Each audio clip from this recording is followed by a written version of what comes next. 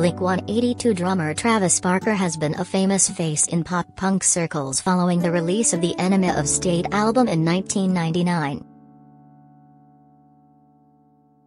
He has been a regular fixture in Blink's lineup from 1998 onwards and is now dating reality TV superstar Kourtney Kardashian. When was Travis Barker in a plane crash? In September 2008, Barker was traveling to California from South Carolina alongside friend and DJ Barker Goldstein when their jet crashed during takeoff.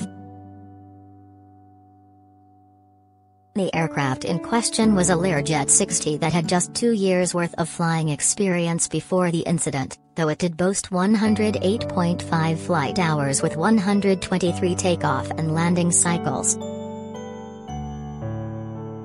Captain of the jet was 31-year-old Sarah Lemmon, who had received several notices of disapprovals during her training process.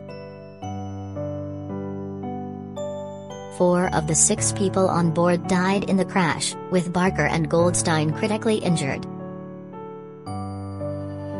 What happened? The aircraft misjudged the distance of the runway, overran the runway end, and crashed through the airport boundary fence.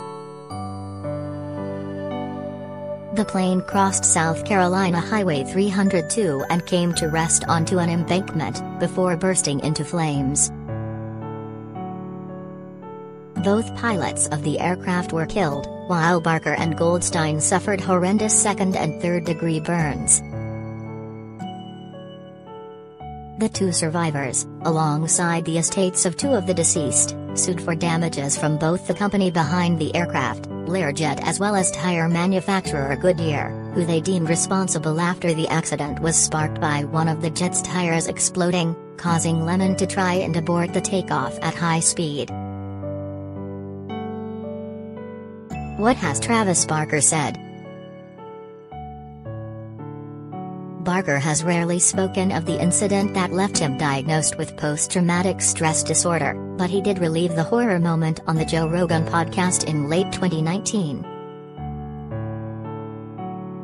The drummer said, "When I jumped through the emergency exit when the plane blew up, I was in such a hurry to exit the plane I jumped right into the jet, which is full of fuel.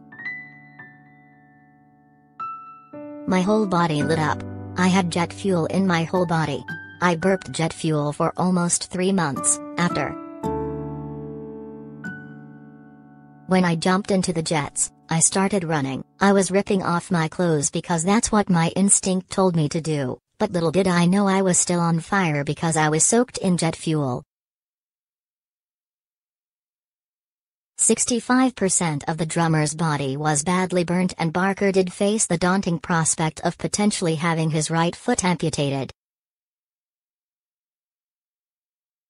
"My right foot almost didn't make it. That was the thing that was most soaked, was my shoes and socks.